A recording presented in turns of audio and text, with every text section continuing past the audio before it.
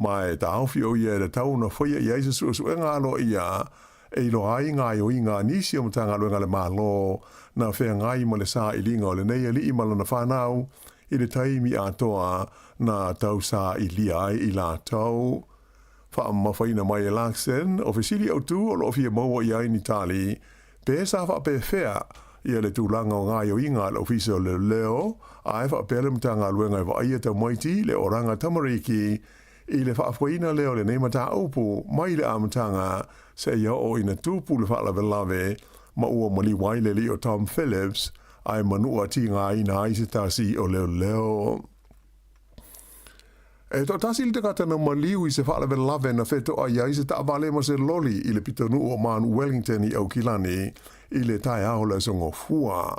Ta ua leo leo e whapea o tolu i a tangata na a fia i lea whaalawe lawe sa awinane i latou i le whale mai mo tongo whitinga ai na muli ane mai le ola le tangata e to tasi o lo o wha solo manuia i le teiminei i a le isi to o lua.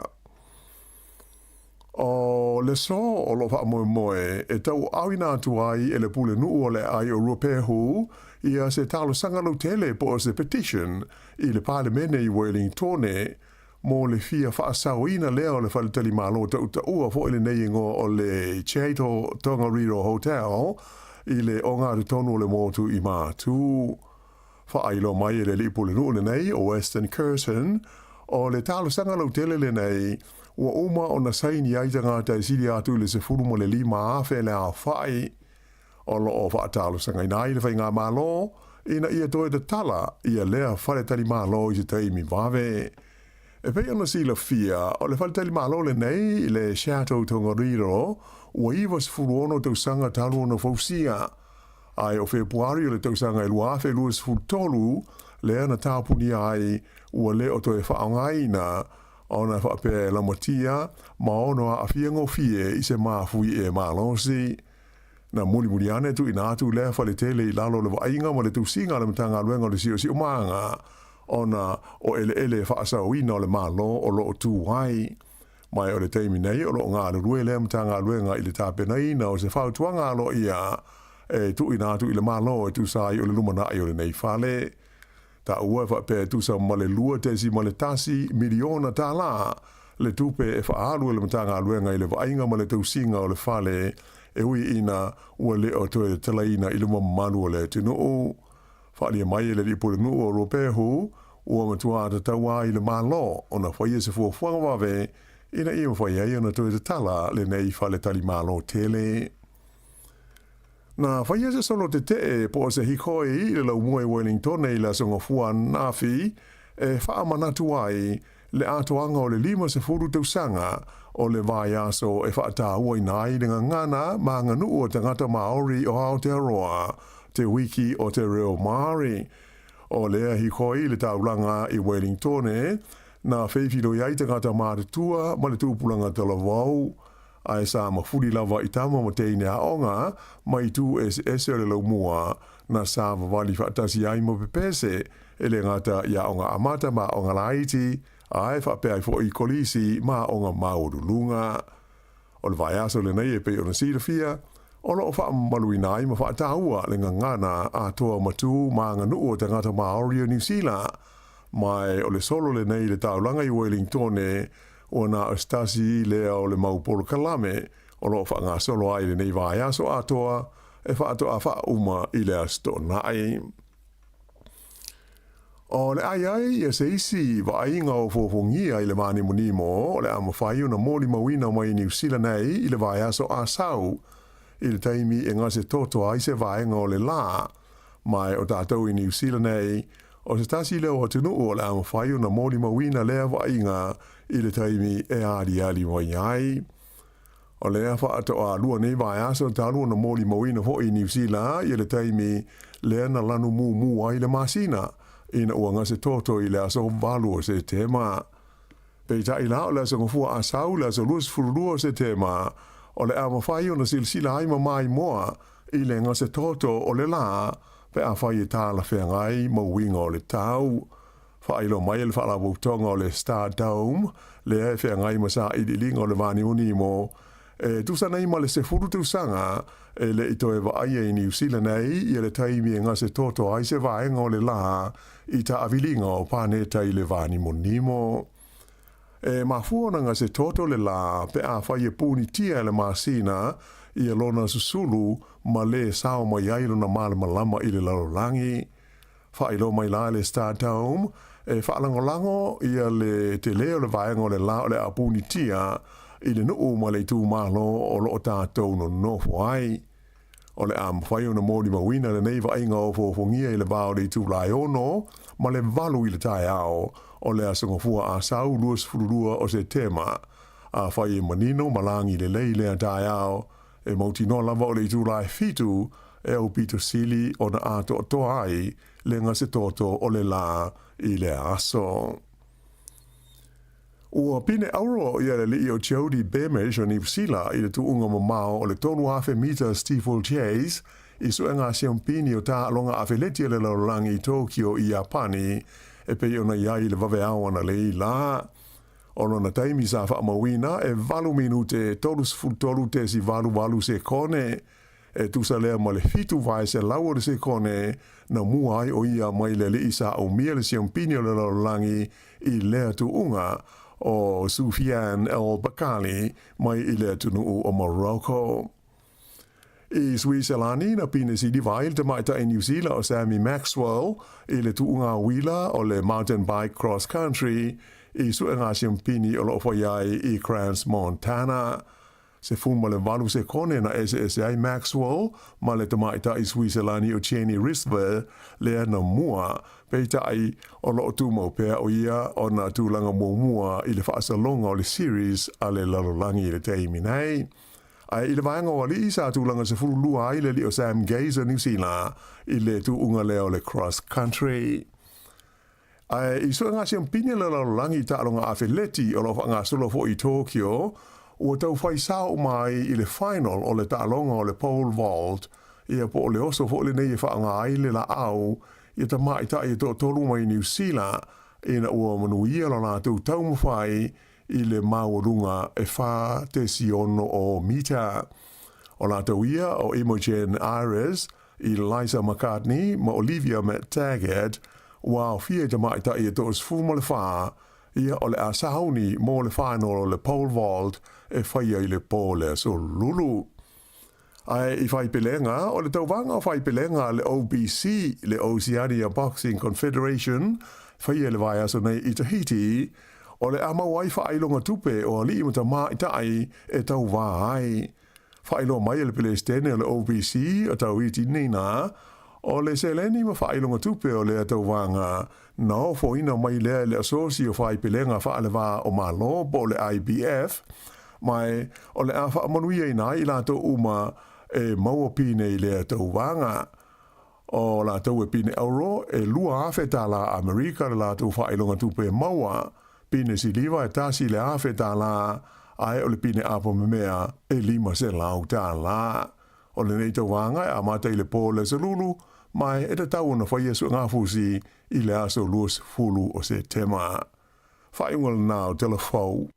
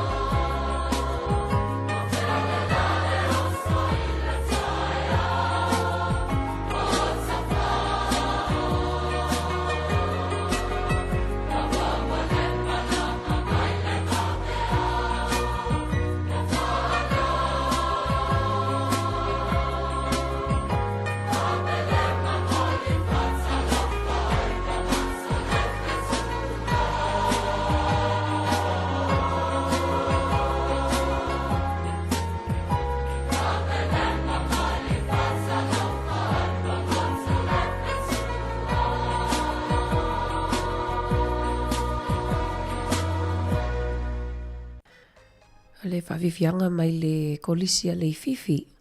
I le nei vaenga o le auli toi whatalo whatuai. Ia, i le pia la silasi o le tatu au whafonga le nei vaenga o le aso. Malo lava le soifua manuia, malo le tawatai. Ia mai a fwere ngā lulu e atua i sunga awa o tai aona le la. Le ngā lulu atu fue, tasi, o mari. Tasi sa mai Samoa. Ia le tuina sa awa tu fo i o tatu whaasala launga. Ia ma le whaatau tonga o le tātou palemene. Ia o le paia inga numera sifulu ma le valu. Ia na tātou mai moa i lunga o tātou ala ata Facebook ma le YouTube. O ni ngalo na whaasoa atu. Ia i lātou i lunga o tātou pengo so ta inga o Facebook ma le YouTube. Ma lo lava le on sa i ma lo fo i le mai moa whaata maali. Ia ia tātou whaasala launga. Le ua toi sfuriwa minute tali tu lai tasi. Tali tasi ona wha mai ale o tātou tautua i lungo le Facebook ma le YouTube. Ia ai wha awawa toi lava i lungo le. Sorry, tali tasi ona wha mai ale i lungo le tātou tasi ono te si mal tasi whamo. Ia ai wha awawa toi lava i lungo o tātou ping off so ta inga o le Facebook, YouTube. Ia ma le tātou website. Ai mana si tala leo tu iona mai fo i lungo o le One News. Lono pui li e fo i la tau i au ki lani. Ia wha solo mai lava i Wellington ne. Ai pe o ki lani leo no whapito ai ona le waa mata ia nisi o metotia po o masini o whaonga ia ele matanga luenga o whila awa inga po le NCTA. Le wai ia trailers ia ua whapipi ia me pasini po e ata po speed cameras ia le o whaonga wa mata ngā lulue le aso ia le o fisosoani i speed cameras po i tono ta avale po SUVs ia whaonga i leo e tapu e ia ta avale olo o sawa o ki lanila le wa matai ona whaonga i le trailer mua lea ia o le trailer e tua i lunga le masini te le lava whaatawha i o masini poeata. Le lawa amatai i au kilani ia e le whapea e la taile tolus e fisosoani lea i cameras i tonu SUVs po i tua inga ta avale e tutu solo e au tawhala wala ia e tapu e ia ta avale sawa. O le vai atu tustu singa le NCTA e whapea o le whaonga ina i o trailers ia wa iei speed cameras e mawhai o na whaangalua ina pe ngarulua whi masini po e ata ia pe ama le ono a whi lima se lau itu la i le maasina. Ia o te loa o le o nisi o metotia ia le ufisosoa ni fo i ingaluenga leo ia e Doi fsosani leo ia e mawaisa la tātou ia e le o e tausi le maila whaatulanga ina lunga la tele. Ia o tātou ai pa uai a tātou tausi a lava le speed limit ia po le o maila whaatulanga ina e tau ina alu lunga la tele. Ia le ase me o le a mawai fua sausala. Ia e pe lawa lunga lava inga luenga leo o le saunga le mu. O le tapu o ta avale o sawa. Ina ne ia awhia ima la vewe atua isi o lo whape ona o le leinu ala wala ma tau ave ia tu la fono i lunga la tele. Luas furu whaai tu la i le aso fitu aso alwa i aso o le a mata i ringa lulue ia trailer ia masini o watu i trailers ia e tapu e ia lona winga o le a mata i tu huila e tātou I au kilani ina ni toa aini trailers taf o le tele lanu pae ia o trailers na e tapu e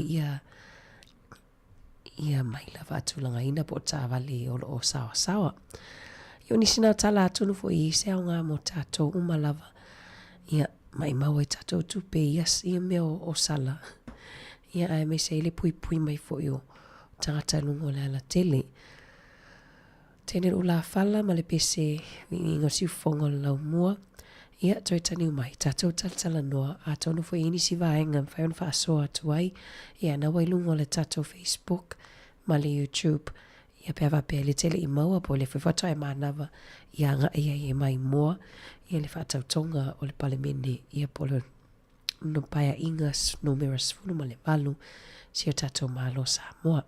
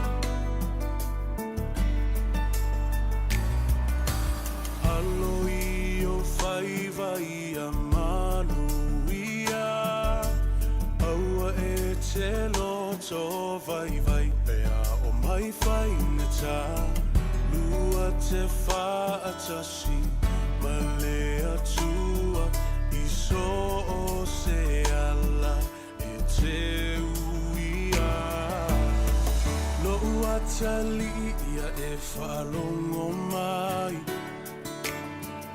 ila une upu o le a whai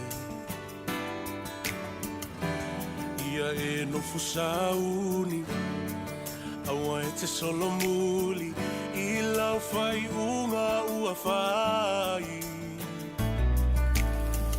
o le lalo langi nei e tumu i mea masi e te le whao so songa e vai vai ai o langona ia e loto tele awa e te fefe aluma le fia fia lo uatali e manuia alo ia fai vai a manuia awa e te loto vai vai pea o mai whainga tā lua te whatasi ma le atua i so se ala e te uia lo ua whawhine se i e whaalongo mai i le maupu o le awhai ne i e manatu mama i loi matau lo tina a o e wholau i le vasa loa loa e whainga tā o oe e malua i le ainga nei lo ua whawhine se i alofa whai le lei tā ai e se lau whala tu e se le alunga whaamalo si mai se ia o i le taununga loi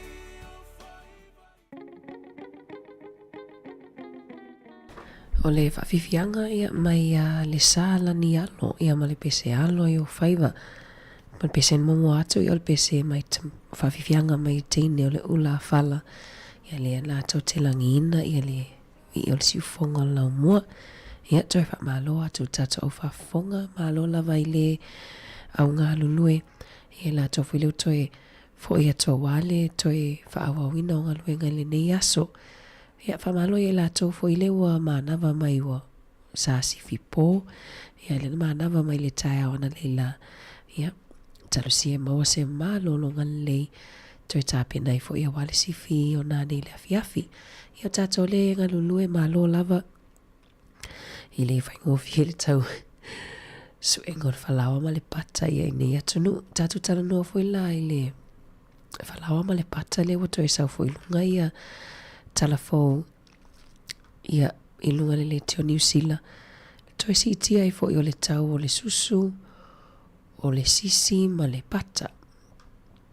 Ia o le maua i le i whaamaumaunga le Stats New Zealand. Ia po le ofiso whaamaumaunga aloa ia New Zealand.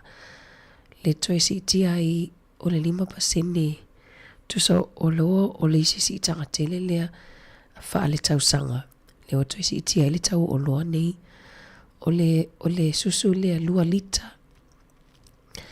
2 lita lea sa le wasa si le sfulu ono te sima le 3% i le tau sanga. Tusa o le osi tanga lea i le tau sanga.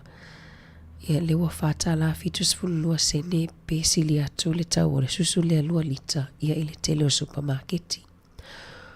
O le sisi sa se fululua poloka sisi fo ile tele sa se fululua tala valu iwa sene. Ia mo le kilo kalama e tasi. Ia lo sitia sa sitia le 2 te sima le 2% i le tau sanga o ele oni si itanga la itia le o tatu tala noa nei. E alon tatu o ngaluenga o tatu e suere tupe. Fatau ele le falawa ma le susu ia ele vai atolo anga ila vai lunga. Ia ele na tatou fo ile atunu i nei atunu o lo whea ngai ma le tangata ma le si iti o le tau o le soifuanga. te la vatunu o lo whapeon whiangai ia ma ia si tanga ia ma le taunga tau soifuanga. Ai toi whamalo atu la tau lo whapeona mai mua mai lungo tatou ala ata ia ma lo la wale soifua manuia. Ai fia mai mua le whatau tonga o le palemene la sa watu lungo tatou pengo so ta inga lungo le Facebook.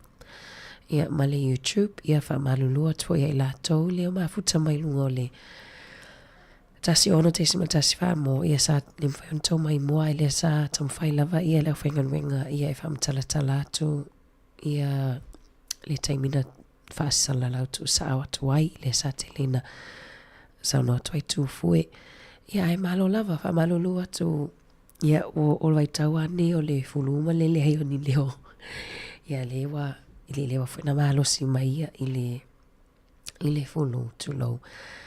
Ia ai malo lo le pe va pea o le sa o le te maua e motua leanga o fulu le o lo pe pesi nei fai o le fulu o tono a o ngai le tele o whaama e lo pe pesi nei tatou whanau e o ala le fulu al whaama ila le o le Castro tu lo le maua i tamaiti alun manava e sila alun manava ti inga le ulu ti inga alun manava o le whaama ila na le e matua inumera mua lava i le a o ngā lau whanau i le pepesi ta maiti mawhai a onga. Aona o tatou taimi, whatou whātu nei tatou omba anga lunga le tasi ono te sima tasi whāmo, whaftai le mafuta mai le tautua si ufonga lau mua nei aso whamangalo fo le tautua, peo i se upua le tau tamali i lau whafonga. Ai tatou toi whiloa i le tai au i le itu lai fitu. Tatou lunga le YouTube, ma le Facebook, mafuta mai pia whatua whamahi al tatou tautua i le itu la e lua. Tawalunga atu i le pese mai a weino.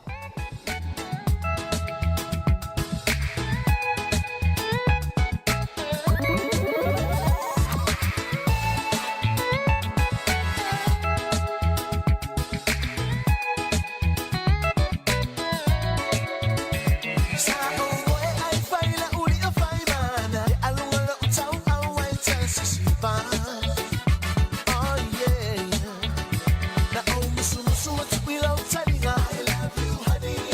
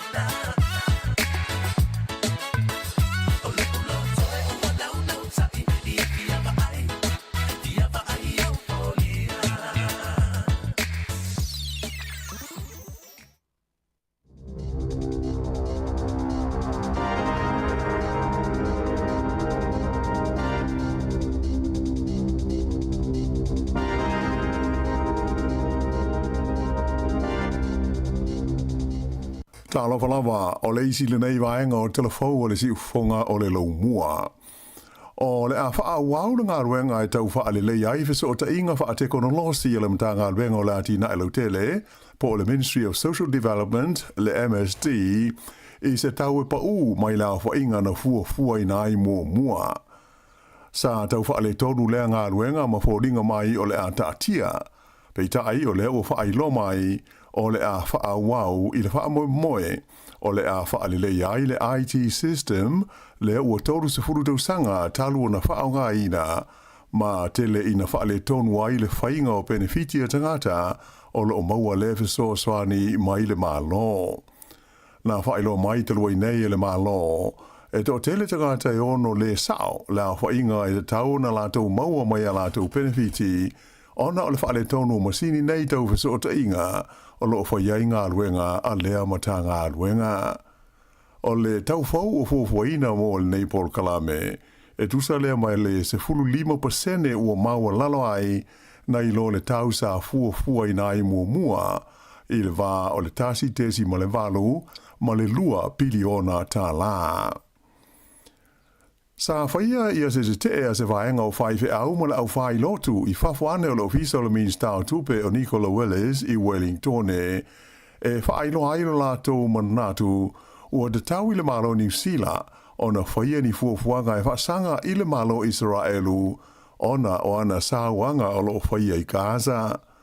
Sa whaonga aina ai e le au whai lotu ia se filifili e loka ai o lātou 5 i whawhane o le ofisa o le Minister i le tau langa whaatau i Chancellorville i le asonga fua ana nafi. Sa ia il wha moe wha iai se lātou whaalaina ma whapea o na tō whawha ai le pō no pō. E manatu i lātou sa awai le nei te ua te tau ona tau fia le taua Israelu ma le Hamas ma ia mana ia le whaavaina leo se malo mo tangata Palestina i sa sae tu tonu.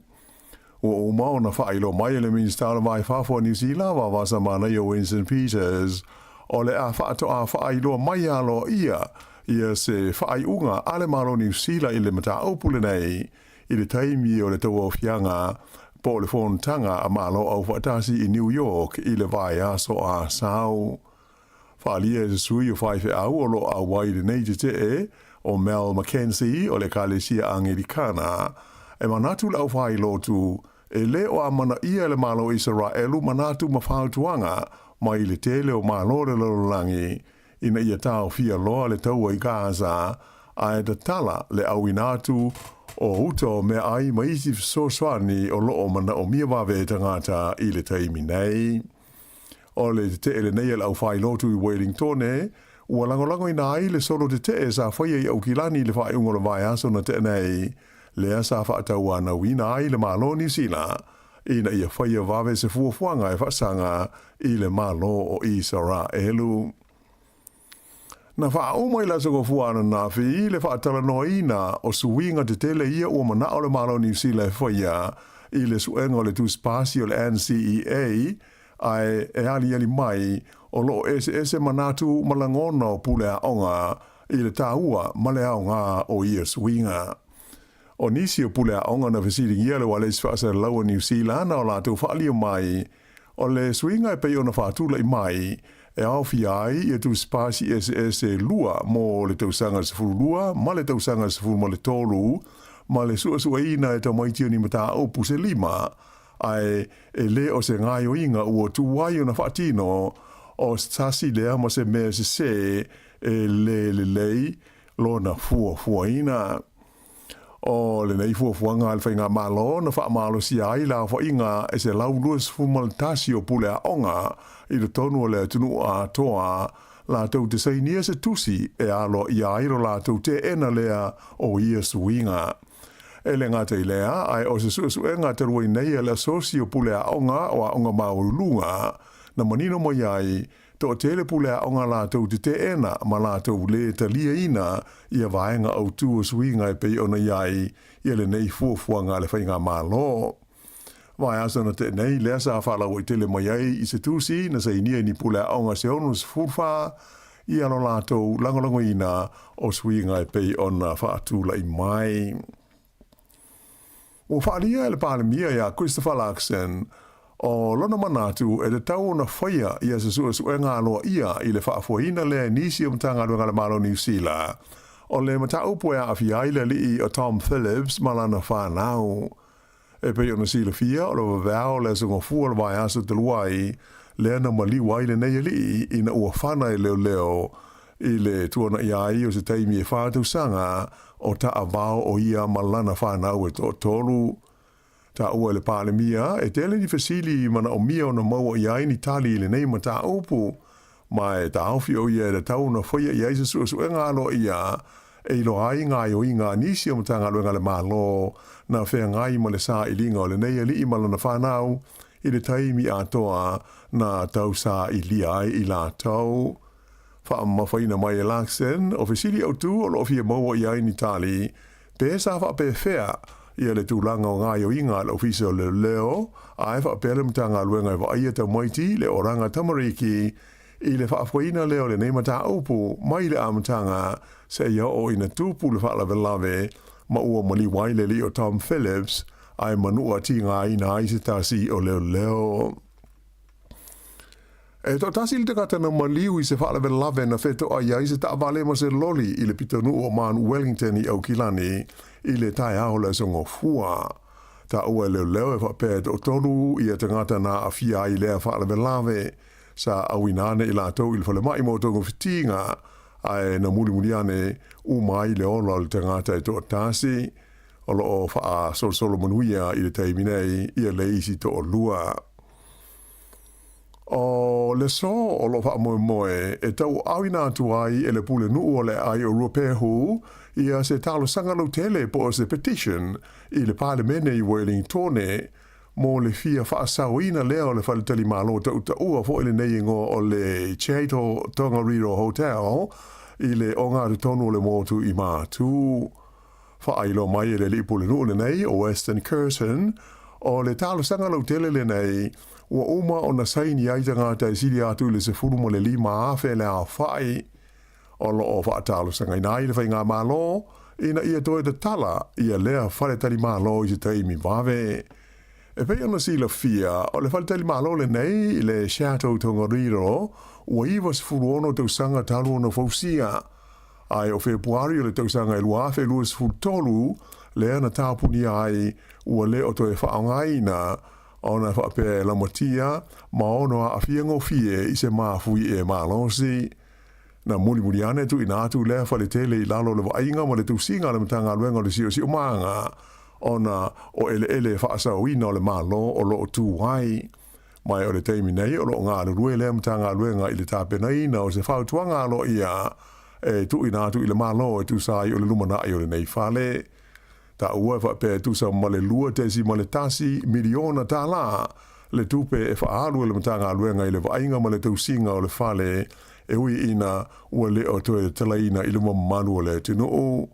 Whaalia mai e le ripore nu o ropehu ua matua ta taua i le malo o na whaia se fuafuanga wawe ina ia mwhaia i ona toe tala le nei whale tali malo tele. Na whaia se solo te po se hikoi i le lau mua i Wellington i la songa fua nafi e wha manatu ai le atoanga o le lima se furu tausanga o le vai aso e whaatahua i nai le ngana ma nganu o tangata Maori o Aotearoa, te wiki o te reo Māori. O lea hikoi le taulanga i Wellington na whewhiro iai tangata Māretua ma le tūpulanga te lavau. Ai sa mafuri lava i tama mo teine aonga mai tu ese o le lau mua na sa wawali whaatasi ai mo pepese e le ngata i aonga amata ma aonga laiti ai whapea i fo i kolisi ma aonga maurulunga. O le vai aso le nei e pe o na sira fia o lo wha malu i nai ma whaatahua le ngangana a toa matu ma nganu o te ngata Maori o New Zealand mai o le solo le nei le taulanga i Wellington o na astasi lea o le maupolo kalame o lo wha ngā solo ai le nei vai aso atoa e wha atoa wha uma i le asto nai. O le ai e se isi wa ainga o fofongia i le mani monimo o le amawhai o na mōli mawina mai New Zealand nei i le vai aso asau i le taimi e ngase toto ai se vaenga o le la mai o tātou i New Zealand nei O se tasi leo o tenu o le ama whai o na mōri mawina lea wa inga I le taimi e ali wa iai. O lea wha ato a lua nei vai aso talu na mōri mawina ho I New Zealand I le taimi lea na lanu mu ai le masina ina ua ngase toto I le aso valu o se tema. Peita I la o le aso ngafua asau le aso luas furulua o se tema o le ama whai o na silsila ai mai moa I le ngase toto o le la pe a whai e tāla whengai ma winga o le tau. Whai lo mai le whala wautonga o le Star Dome, le e whengai ma sa I linga o le vani uni mo. Tusana I ma le se furu tusanga, le ito e wa aia I New Zealand nei, I le taimi e ngase toto ai se vaenga o le la, I ta avilinga o pāneta I le vani muni mo. Mafua na ngase toto le la, pe a whai e puni tia le masina, I a lona susulu ma le sao mai ailo na malama I le larolangi. Whailo mai la le Star Dome, whaalangolango I a le te leo le vaenga o le la o le apuni tia I le nuu ma le tū malo o lo o tātou no nofo ai. O le am whai o na mōri mawina le nei vaenga o fōfongia I le vāo le tū lai ono, ma le valu I le tai ao o le asangofua a sau luas fururua o se tema. A whai e manino malangi le lei le a tai ao, e mauti no lava o le tū lai fitu, e au pito sili o na ato o toa ai, le ngase toto o le la I le aso. Ua pine auro I le li o Jody Beamish o Nipsila I le tuunga mamao o le tonu hafe meter Steeple Chase, I suenga siampini o ta alonga afe leti le laurangi I Tokyo I Japani, e pe ona iai le vave awana le I la. Ono na taimi sa wha mawina e valu minute tolus fultolu te si valu se kone, e tusa lea ma le fitu vai se laua se kone na mua ai o ia mai le isa o mia le siampini o le laurangi I lea tuunga o Sufian El Bakali mai I lea tunu o Morocco. I Switzerlandi na pine si divail te maita I New Zealand o Sammy Maxwell I le tuunga wila o le mountain bike cross country I suenga siampini o lo whaiai I Crans, Montana. Se fuma le valu se kone na SSI Maxwell ma le te maita I Switzerlandi o Cheney Risver lea na mua peita ai o lo tu mo pea o ia o na tūlanga mua I le whaasalonga o le series a le lalolangi I le teimi nei. Ai I le vaenga o li isa tūlanga se furu lua ai le li o Sam Gazer New Zealand I le tuunga leo le cross country. Ai I suenga siampini le lalolangi ta alonga awheleti o lo whanga solo fo I Tokyo, ua tau whai sao mai I le final o le ta'alonga o le pole vault, ia po o le oso fo le nei e whaanga ai le la au, ia ta mai ta I to tolu mai New Zealand, ina ua manuia lo nā tau mawhai I le maurunga e wha te siono o mita. O nā tau ia o Imogen Ayres, I Liza McCartney, ma Olivia McTaggart, wa fia te mai ta I to sfuma le wha, ia o le asauni mo le final o le pole vault e whaia I le pole so lulu. Ai I whai pelenga, o le tauwanga o whai pelenga le OBC, le Oceania Boxing Confederation, whaia le vai aso nei I Tahiti, o le amawai whailonga tupe o li imata mai tai e tau vai. Whailo mai le pele stene o le OBC o tau iti nina, o le seleni ma whailonga tupe o le tau wanga, no fo ina mai le asosi o whai pelenga whaalewa o malo po le IBF, mai o le awha manuia ina I lato uma e maua pine I le tau wanga. O lato e pine euro e lua awhe ta la Amerika le lato whailonga tupe maua, pine si liwa e tasi le awhe ta la ai o le pine apo memea e lima se lau ta la. O le nei tau wanga e amata I le po le salulu, mai e te tau na whaia su ngā fusi I le aso luas fulu o se tema. Whaiungal nāo telefau.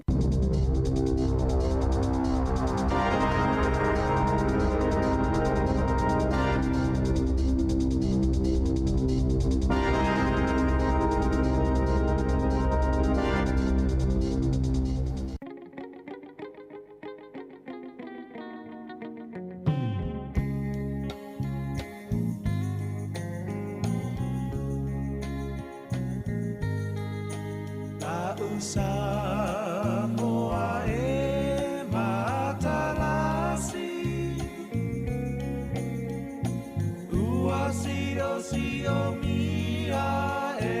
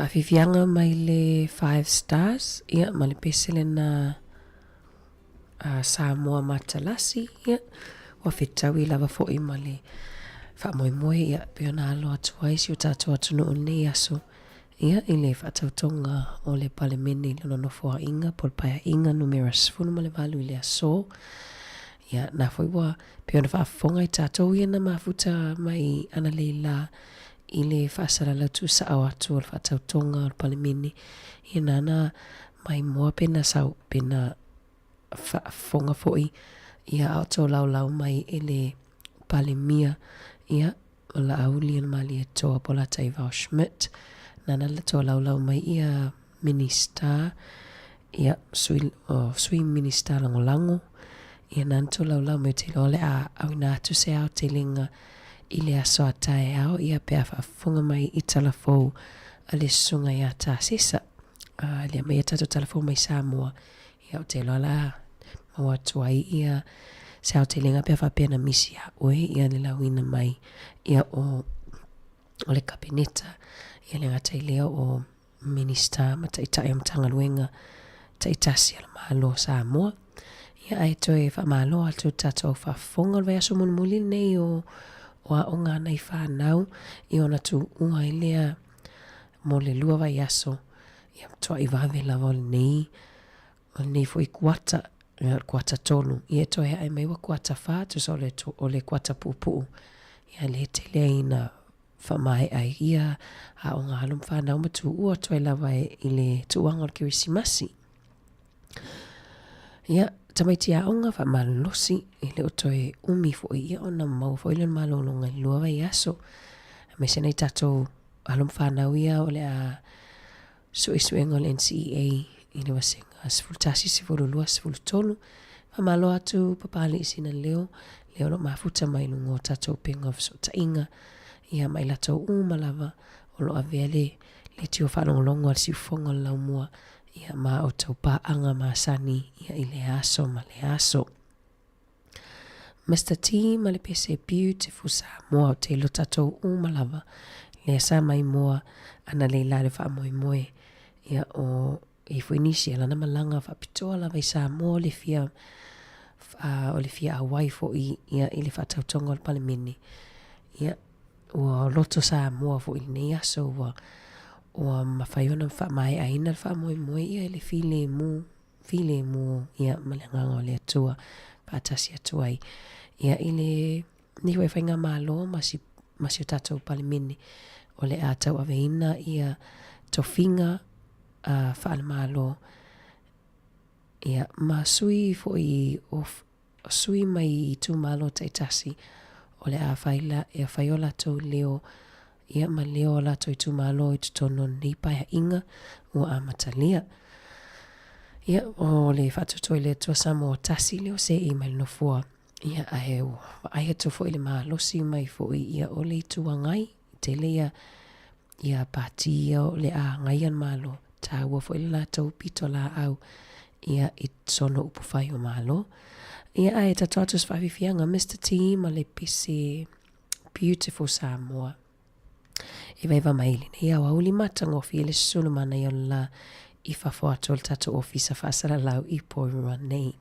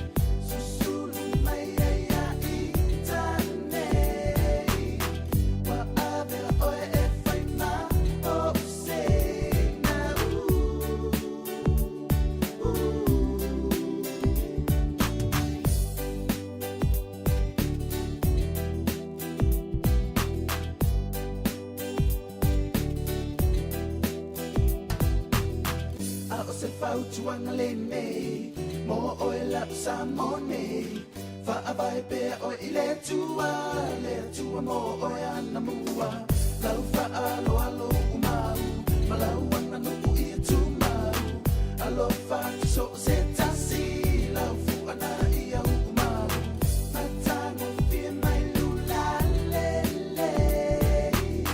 susulu mai ia i tane wa ave o e fai ma o se na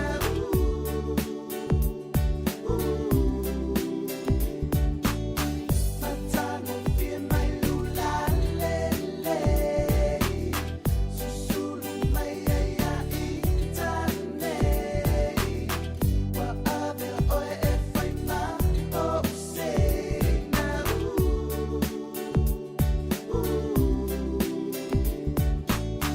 matango fie mai lula lele susulu mai ia i tane wa ave o e fai ma o se na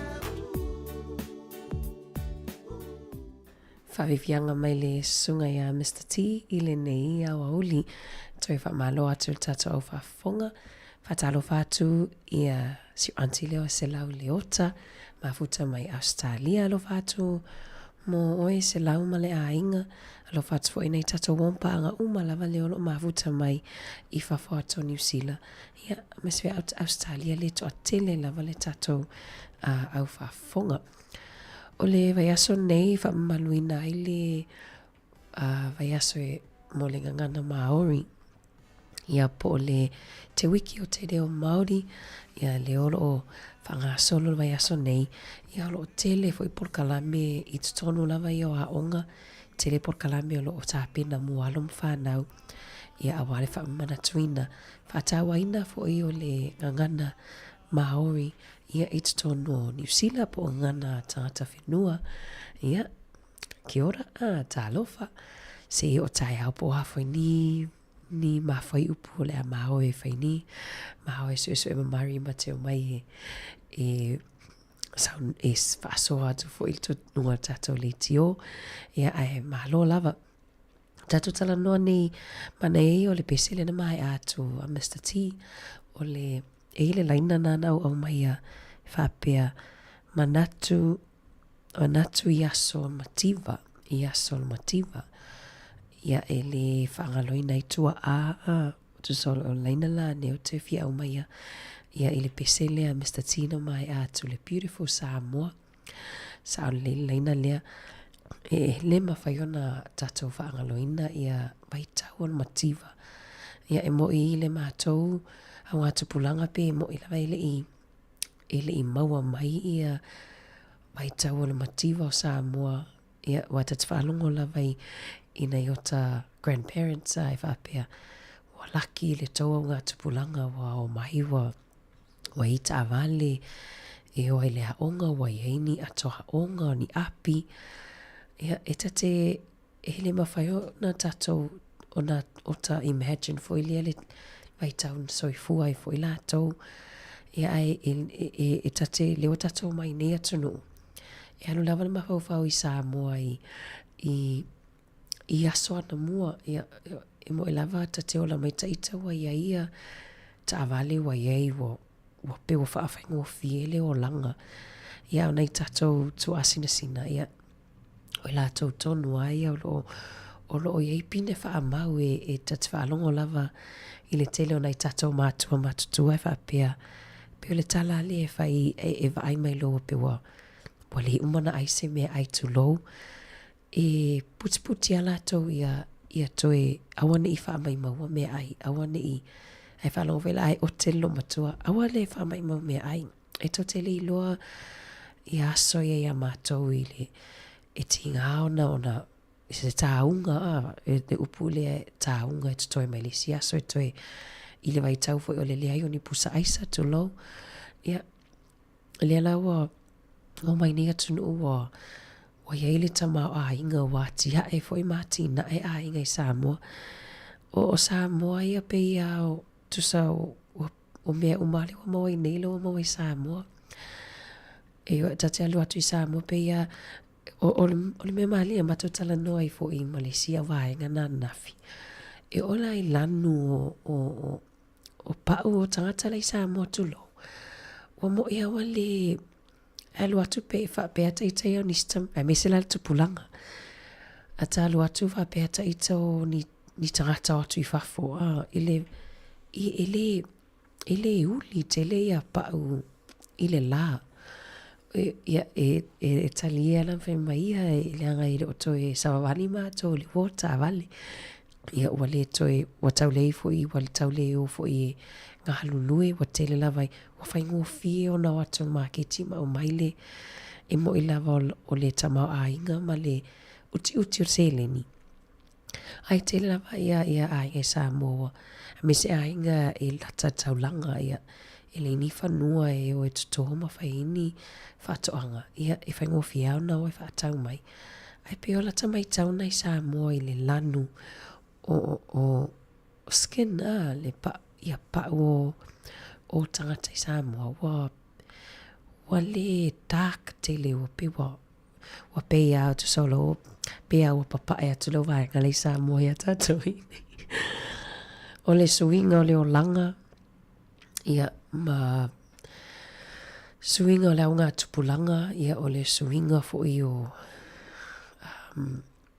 suinga o le tamau ainga tele voi ainga I Samoa le ma se ainga I Samoa wa le oto I se taavale wa tofu taavale uma ainga I Samoa ia fai o le tofu taavale ia au tofu o taule inisi o mai o mai fafo ia e ngā lulue e fai o ngā lue ngā vai taimi ai laki mai fo I le sei ia e o mai nei ati na e atoi ainga I Samoa se va ainga le lei tele ia e toi wha maloa tu tatou wha fonga o nisi o tala tatou ma whau wai fo I le mativa sai ai ia I la aso whatalo wha atu e la tau leo whatalo wha mai lunga li YouTube ia e leo ma awa tu tau ingua ia e le wha pia mai lango le fast ia malo lava ia te o tau I o tatou ia mantua tatou tautua tu lava le o ngā tonu e le wha pito au fo I fai tu au I le tatou ngaluenga. Fai lava le tatou ngaluenga fa asala lau. Fa aleti o fa asala lau. Tatou te au mai au matala o I tu e lua. Ia e fa malo atolo fa atu se lau. Te ohe male a inga. O le fa afiafianga mai a paina masani. Ma le pese fiu noa e tau alanga.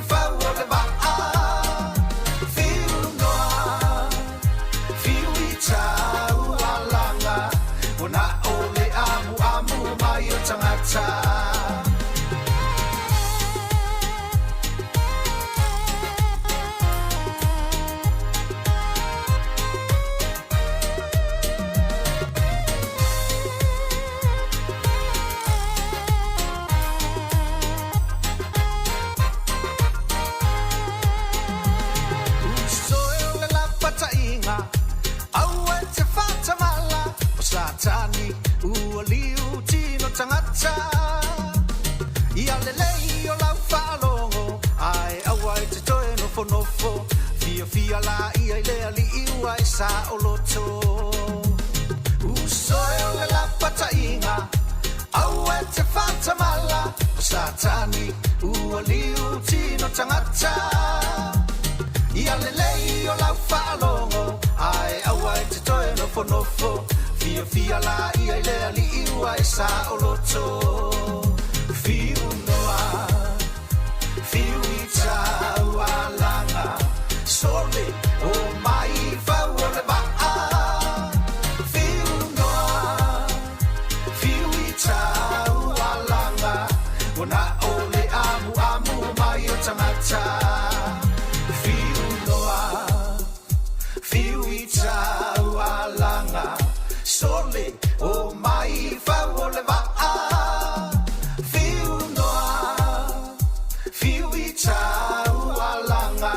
Wana ole amu mai o tangata Fiu noa Fiu i tau alanga Sole o mai fau o le maa Fiu noa Fiu i tau alanga Wana ole amu mai o tangata Wana ole amu mai o tangata Wana ole amu mai o tangata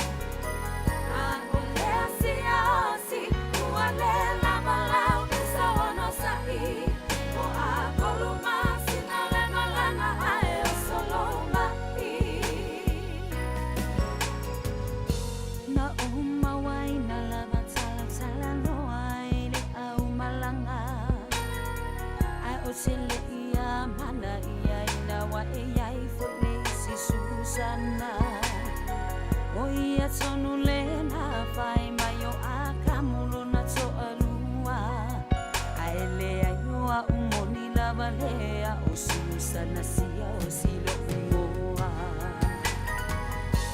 ali isia o siwa maka ukia lo le ma fau fau isi nei soya ina wa matua soe a funile tunga mau Maloma salo salo ai ua so alima sia tafanau Mala usala le ila uo tama awa ete ai alo mea le au Lota mase asi wailo umaita ele lalo langi Ila tatau na apuna osa uai mo selu anaki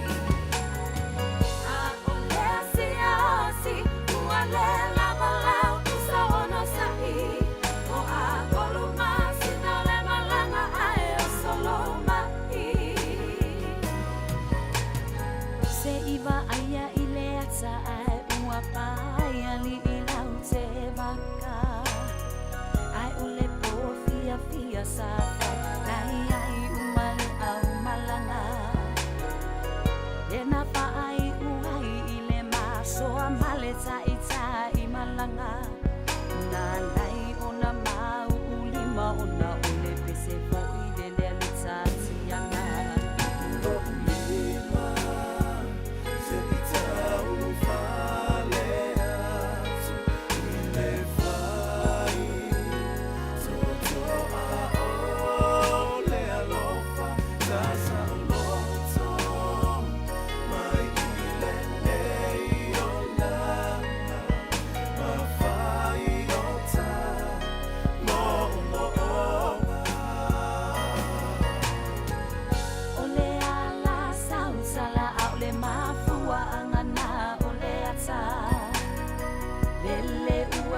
Suai sangat saya oi malau lula palapa O te fofo ilo le mama sa umayo oyo le pangota Fa atali mai o te fo I atu to e ti poti o e itutuila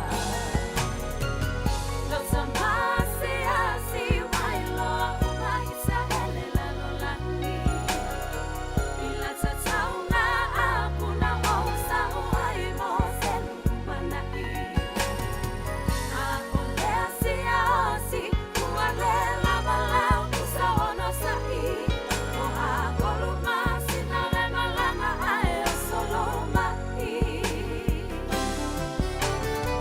Te le toe mawa uile people le wa o wilunga ole Facebook Wasui ai po I malo ui ngolo ula ulu wapu Ma ia eloi na lea ngale lei o se ei soia ina E fai a uma le faha tele tele soia lo fai a itsa Te le toe mawa uile people le wa o wilunga ole Facebook Wasui ai po I malo ui ngolo ula ulu wapu Ma ia eloi na lea ngale lei o se ei soia ina E fai a uma le faha tele tele soia lo fai a itsa Ia, se tato toia se asitasi atu lava ia Susana Masiosi ma le taunga apu nei a oli. Whamalo atu ai le tato au whafonga. Ia, pesena mai Robin a Karima jo whailua. O le pesena na momo atu, ia o le esenga o tupulanga. Ia le eusuina, langina, e le tamaita ila leile o egi sua yusen. Ia nan whamataltala atu ai le ese o waitau. Ia maona o ngā tupulanga. Ia ai le whero whapea mai. Te taona fia nei tātou mahatua ia wa o tonga luenga ia wa ai ia le au ngā tupulanga fou.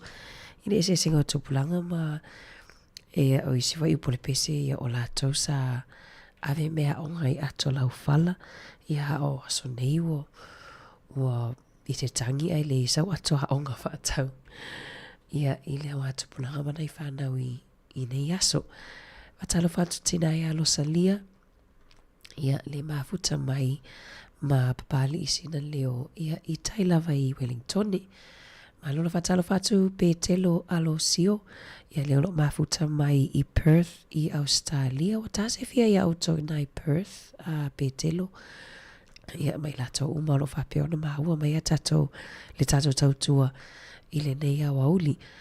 Le ua leo toe tele stato taimi to iwa minute. Wha mai a leo le tato tautua. Ia whato whato nei tato wompa anga I lungo tato YouTube. Ia male Facebook whatalo whatu si Lulu Bolton. Whaftai lava le mafuta mai ma whaftai fwe mo whatu mumu. Tele ata whatu mumu eo maua nei aso. Ita nei tasi wa tele o whatu mumu. Whatalo whatu. Ia ila tolo mafuta mai lunga le YouTube. Ai leo le cast le TV. Ia ai leo mawhai ona comment mai. Whatalo whai o tau umalava.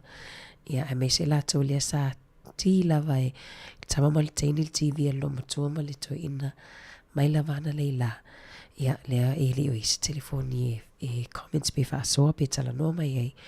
Ia wha atalo whatum wha malo atu I le nei au auli. Lea soa tai au maanga lue to lua atu ma le tuanga ne a Mari Whaivalu. Wha au au le tautua si ufongo lau mua. Ia ma porkalame ma sani foi. Ia peo ne ire swinga fo a tatou porkalame a solulu. I le tu lai se fulu. Ia le o le awhi suisu ia tuai. Ia o la wan, la fionga la wan o mamari. Le sa tautua tuai I le porkalame na le tu lai se fulu. Tala noa foi upu whai o maalo. Ia whapi foi. Ia ai mesel tāpena tuai o tātou. I le whainga pālota mo whainga maalo la iti. Ia o ne ingalo le tātou porkalame na I le aso atai au. Au vene ingalo ia vai au pe papalota pe le ia lua tu le meli. Ia pusa meli per vai asta lua ilen amata tu fatua I pusa meli ia pepa. Au vene ingalo e leo se e kisi po se vase tu si sao o le tik e foi numera. A fa peo tasi le te palota ia o le numera tasi o le lua. Ia o le numera nai te tu le ti pusa le sa whamanino atoi foi e whiunga from Sāmoa Lina la po kalame le asfaraili. Ia o le alu lava le newa ia so taltano atuai. Ia wa o ke topa lea le awha angata ia le pālota. O na tuina atu pe pālota. Toi tasis whawhiwhianga mai a niwali tu le au pupu. Ia po tamo le whaula ma le pese lea Ramona.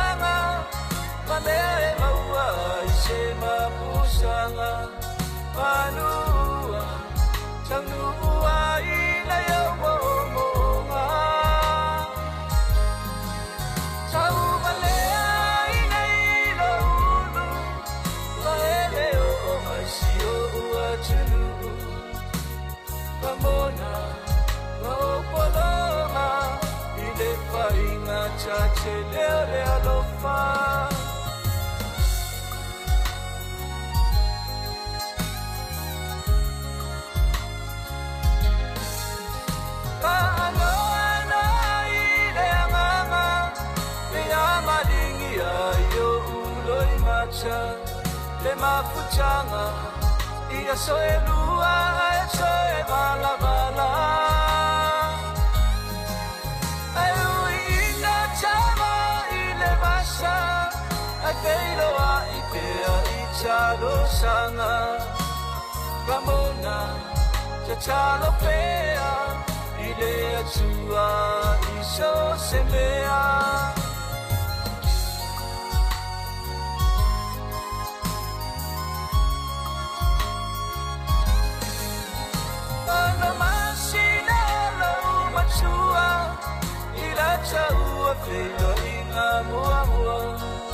Wapeyoe Osete inele aini matua Male atule na alo uatu Etau ichanga chachonga mababau Ramona Oele pele Ele papea Wa usola ese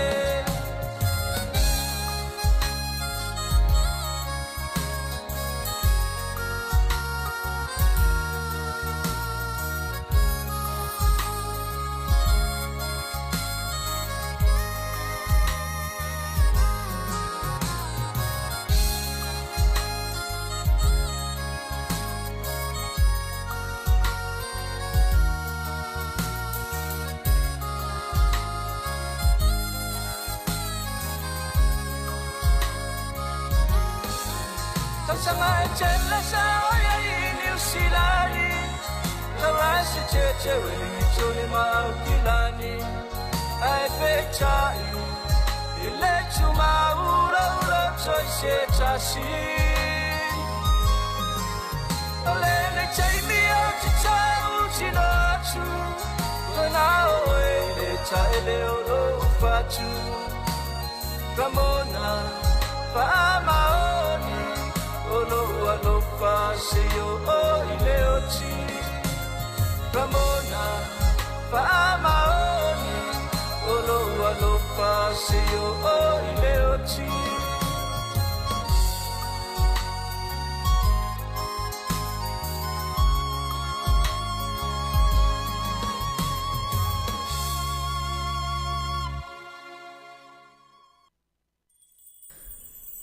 Ia, te loa leo tawalunga atua I mali tato tau tua, whaftai tele lawa I la tolo mafuta mai, ia mai lawa le tae awana le la se ia pa ia mai le nei awa oli, whamahalo tau tua I nei aso pea ua, pa au papa fo I lau whafonga, I nisi fo I whamatalanga ia, I le ia I mātou se ato atoa, ia e whamanuia le atua I fuafuanga tiu te mwhaiwa umo le nei aso, tato to I whailoa I le tae ao, ia I le ito la e fitu, mai le fionga I le lipule ma lau whainga nuenga, mātou te whato wha soifu atu, mō le nei taimi.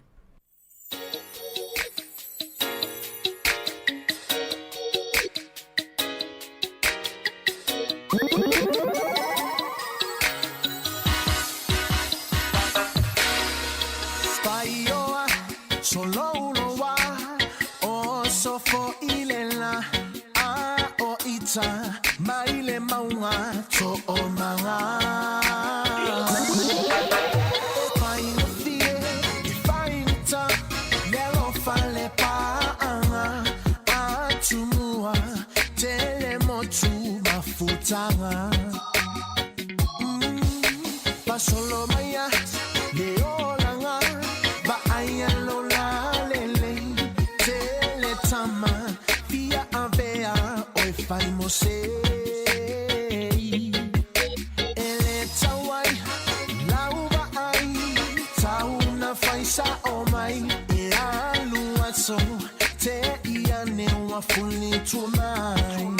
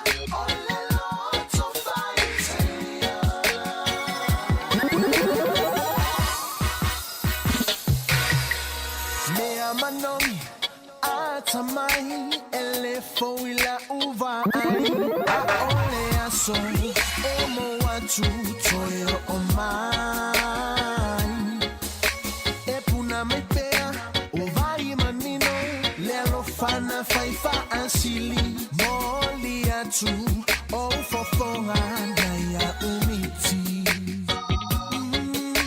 ai wila ote onosa levai natali ilangi alo yo faiva ote nofo matapua lela lolani e matalasi suya yo upu matali Faiva to ilalo masiasi